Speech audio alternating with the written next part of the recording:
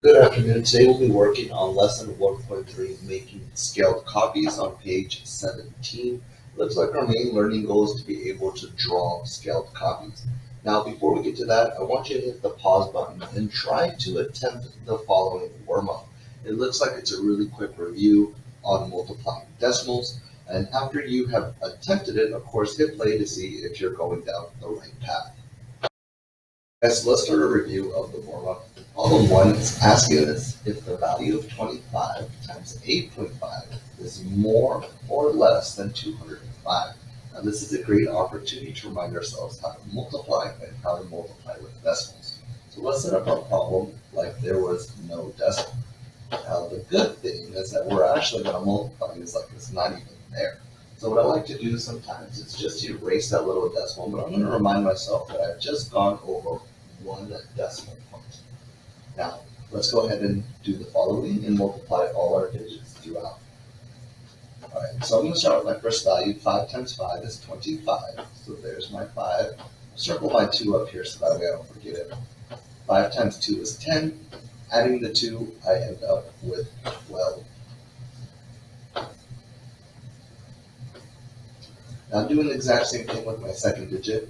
I'm not going to forget to have my place value though. Now a lot of students like to place a 0. I personally like to place an X, so that way I'm not confused with it. Just place values and also my zeros. So let me go ahead and multiply the same thing throughout. 8 times 5 is 40. I'm going to go ahead and place my 4 right over here and circle it as well so I don't forget it. 8 times 2 is 16, plus the 4 would give me a value of 20. Now adding these two values up, 5 plus x, that x is just a 0, so I end up with a value of 5. 2 plus 0 is 2. 1 plus 0 is 1. And bringing my 2 down, I end up with a value of 2. Now, remembering that one place value that I erased or forgot about, I can now just move it over one place value over as well. So looking at that problem, is the value of 25 times 8.5 more or less than 205? I would say that it is more. The second problem of our ones is asking us if 9.93 times 0.984 is more than 10 or less than 10. Now, instead of multiplying just like I did number 1, I'm going to go ahead and estimate my values by rounding before I multiply. Because with so many digits, I can clearly see that this one is going to be a little bit more messy than the first one. So let's go ahead and write our problem off to the side. 9.93 times 0.984. Now, in analyzing my first value, I notice that I have 9.93. If I were to round up to the nearest whole number, that value would be 10. Now, of course, it's not exactly my original value, but you can see that it's pretty close. So I'm actually going to use that value to see if it helps me answer my question without having to find the exact value. Now looking at my second digit, the next whole number there would be a value of 1. And of course, that is if I round up. Now, of course, is this going to be exact? No, but I can use this estimation to see if I can answer the question. Now, 10 times 1 is 10. So, is my value of 9.93 times 0.984 more or less than 10? I would say it's less than 10 because notice when I rounded up. So I'm going to have greater values. And even with rounding up, I notice that I end up with 10. So clearly, if I were to multiply these values, I would end up with a value that's less than 10. Answering the last value is the value of 0.24 times 0.67 more or less than 0.2. Now this seems like a problem that I can manage to multiply just fine. So I'm going to go ahead and do it exactly like I did number 1. So 0.24 times 0.67. Now, just like before, I'm going to go ahead and ignore those decimals from now. And I'm just going to go ahead and multiply like this was just ordinary values. So I'm going to start with my first value of 7. 7 times 4 is 28. I'm going to go ahead and circle my 2 so I don't forget it. 7 times 2 is 14. Plus the 2 will give me a value of 16. Now doing the exact same thing, but with my second value, I'm not going to go ahead and forget my place value though before I go ahead and multiply. Now 6 times 4 is 24, so I'm going to go ahead and place my 2 and my 4 down in this place. 6 times 2 is 12. Of course, don't forget to add the 2 and you end up with 14. Now adding these values up, 8 plus my x would just give me 8. 6 plus 4 would give me 10. Don't forget to carry your value. 1 plus 4 is 5, plus that extra 1 would give me 6. Dropping my value, I ended up with 1608. Now, this is where it's important to remember that we have 2 values before our decimal on our first, 2 values on our second. So that means we have to move our decimal a total of 4 place values. 1, 2, 3, 4. Our final value would be 0.1608. Now, is that more or less than 0.2? I would say it's less than 0.2. With our workbook, let's go ahead and flip the page. Now, in this activity, we're going to start to draw scaled copies. Now, just a quick reminder of what a scaled copy is. Scaled copies are just copies of figures in which all lengths have been increased or decreased by the same scale factor. So with that being said, I'm going to go ahead and attempt to do problem 1. We are to draw a scaled copy of either figure A or B using a scale factor of 3. So I know that by using a scale factor of 3, my original figure, A or B, whichever one you choose, is going to be 3 times as big in all of its lengths. So before I could actually go ahead and draw it, I'm going to figure out the original lengths. Now looking at the top piece of figure A, 1, 2, I notice that that top piece has a length of 2 units. Now looking at the side, 1, 2, 3, it has a side length of 3. 1, 2, 3, the bottom also has a side length of 3. Now looking at that little piece, it is pretty hard to see what its side length would be. Now I think I have enough to be able to draw the picture without knowing that exact length of that side. So let's go ahead and figure out what my new side lengths of my scale copy have to be. Now if I'm using a scale factor of 3, I know that all my side lengths have to be 3 times as big. So starting with my first top piece, 2 times 3 is 6, so I know that side length that now has to be 6. 3 times 3 is 9, so I know that side length over there has to now be 9. The bottom piece was once 3, but since it's got 3 times bigger, it's also going to be a side length of 9. Now, in order to draw it, I'm going to go ahead and try my best to draw the exact same figure, but with the new side lengths. Now, I'm going to start from the top and work my way around the figure. So, starting at this piece, I'm going to go ahead and call that piece right over here on my grid. Now, instead of going 2 pieces, I'm going to use the scale factor of 3 to know that I have to go 6 units. 1, 2, 3, 4, 5, 6. That's my new top length of 6. Now, I notice that my height now has to be 9. So 1, 2, 3, 4, 5, 6, 7, 8, 9. Now looking at my bottom piece right over here, my new scale length has to be 9. 1, 2, 3, 4, 5, 6, 7, 8, 9. And I feel like that's enough to be able to at least try to draw the straightest line as possible to my original. Now, you guys can see that what I did there was originally figure out the lengths of my original figure and then go ahead and multiply by my scale factor to figure out the new lengths, and of course try my best to draw as perfect as a figure as possible.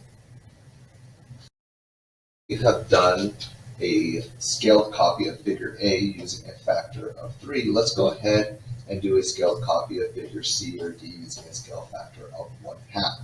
Now, I know I'm going to have to multiply all my lengths by the same scale factor. Now, since my scale factor is 1/2, I know that everything is going to be as half as big. So technically now this scale factor is going to be smaller than my original.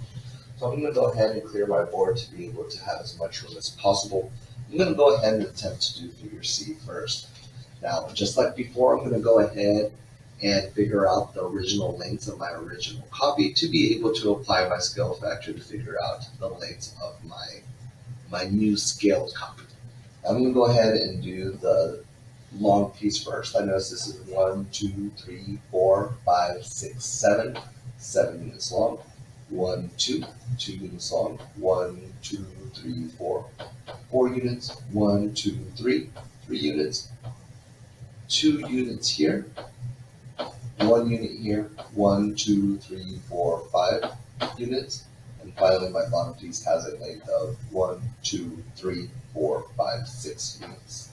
Now, of course, the more you do this, or the more silent you have, the more messier it's going to be. But I'm going to try to change the colors up so that way, hopefully, we'll be okay. All right, so let's go ahead and use a scale factor of 1/2. I'm going to take half of all those side lengths. So half of 7 is now going to be 3.5. Half of 2 is going to be 1. Half of 4 is going to be 2.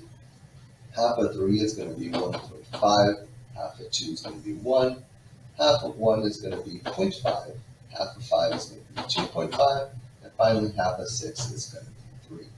Now, you can notice that this gets pretty messy pretty quick, so make sure that you try to be as organized as possible. Now, in my attempt to draw the best figures possible, I'm going to start in that direction and work my way around this way. All right, so instead of going down all the way by 7, I'm going to go ahead and go now by 3.5.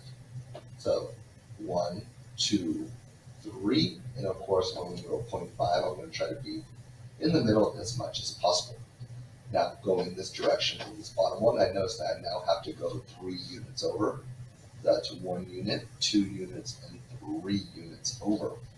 Going up, I notice I now have to go 2.5, so I'm going to first start with my half, and I notice I now have gone in a pretty nice lattice point. Still have 2 more to go, so I'm going to go 1 and 2. Going across over, instead of going over 1, I'm going to now go 0.5, so I'm going to go a little half over. I'm going to go down 1, and then over 1.5. And then finally up to units 1 and 2. And you can see here that I can technically connect my points or go over 1 units. I'll be exactly the same. So you notice that whenever we have a scale factor that is greater than 1, for instance 3 or 4, my figure tends to get bigger because I'm multiplying all the side lengths by a whole number that will make it larger. Now, if I'm multiplying less than 1, a fraction, I'm only going to get a fraction of that copy. So that means my scaled copy is going to get smaller. You guys know how to draw scaled copies. Let's go ahead and move on to the next activity. So in 3.3, they're asking us which operations. So Diego and Jada want to scale this polygon so that the side that corresponds to 15 units in the original is 5 units in the scaled copy. Now, looking at this polygon, I notice that the only side length of 15 is this little piece right over here. So let's go ahead and turn the page to see what is to come. All right. So unfortunately for you, you guys were not able to copy and paste a copy of the original polygon, but I did that so that way we could easily analyze what questions are to come. So Diego and Jada each use a different operation to find new side lengths. Here are their finished drawings. Now to the left I can see is Diego's drawing, and to the right I can see is Jada's drawing. Now clearly I can see that Diego's is not scaled, because if you were to scale it, the images would be almost exactly the same, only smaller or bigger. I can clearly see here that there's a huge gap which we don't get the same figure in whichever operation you perform. Now let's go ahead and answer the questions because I'm sure they're going to ask us a little bit more. What operation do you think Diego used to calculate the lengths? Now, just by knowing he wanted the side length to be a unit of 5, what did he mathematically do to get it to be 5?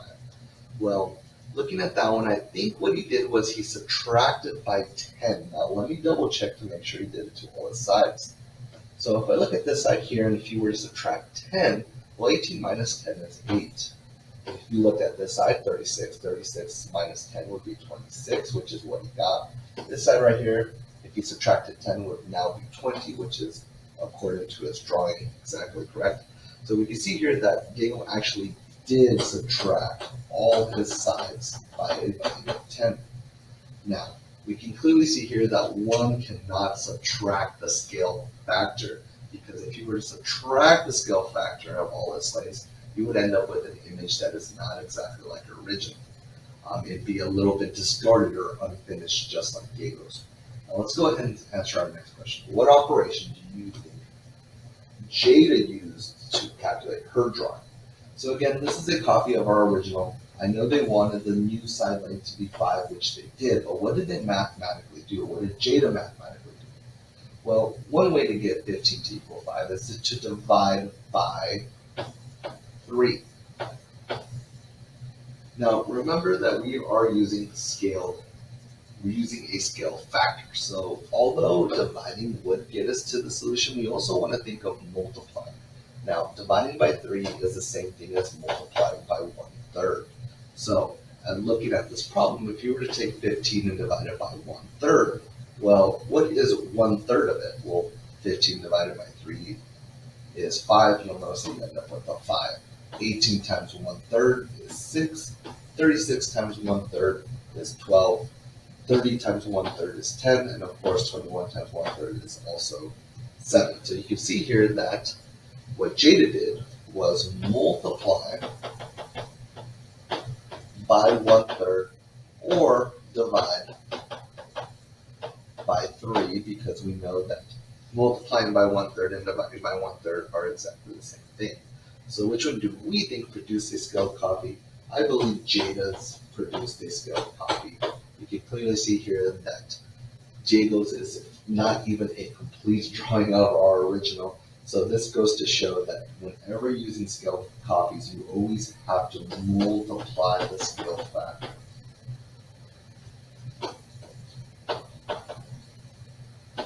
Because if you don't, unfortunately, you won't be with a smaller or bigger version. You'll be left with a figure that is not even the same. Now that we know that we have to multiply by our scale factor to get a scaled copy, let's go ahead and move on to the next activity. Now, just to clean this up, I'm going to go ahead and erase all the annotation. And I'm going to move on to 3.44. So Andre wants to make a scaled copy of Jada's drawing so that the side that corresponds to 4 in Jada's polygon is now 8 units in his scaled copy. So looking at Jada's, the only side that I see here is 4. So he wants that side piece to now be 8 units in length. So Andre says, I wonder if I should add 4 units to the length of all the segments. What would you say in response to Andre? Explain or show your reasoning. So, just like we just discovered, you do not want to add or subtract to all side lengths to produce a scaled copy. You always want to multiply. So I would go ahead and advise Andre to look at what we just did above to make sure that if he wants to produce a scaled copy, that he actually multiplies by the scale factor or by the same length and not add or divide. All right, so flipping to the next page, create a scaled copy that Andre wants. If you get stuck, consider an edge of an index card or paper to measure the lengths needed to draw the copy. So just to repeat again, it looks like Jada's side length here is 4. He wanted that side length to be a unit of 8. Now, unfortunately, there's no way for me to have a sticky note of some sort to be able to draw that. So I'm going to draw a really rough sketch, but I'm going to try to do the best I can and write the side lengths in a way that would be correct. So Andre wanted this side length right over here to be a unit of 8. So what can I mathematically do to multiply that 4 to be 8? Because I know that I need to multiply all my side lengths to produce a scaled value. So I know that if I would multiply 4 by 2, I would end up with that side length 8. But remember, you just can't multiply one side length, you have to multiply all side lengths. So if I were to produce the scaled copy, I'm going to go ahead and try my best to produce one, at least eyesight-wise. My new side length above would be 12 times 2, which is 24. My side length over here would be 6 times 2, which is 12. This side length would be 10. My side length here would be 8, which was the length that Andre wanted. The bottom right here would be 14, and of course my side length over there would be 20. Now, as you can see, it is pretty hard to do this without a grid, but I tried my best, and if you can too, that'd be awesome. All right, so we're going to go ahead and skip this for today, and we're going to go ahead and finish off by reading off the following. Now, the summary is there just to summarize exactly what we tried to cover in this lesson.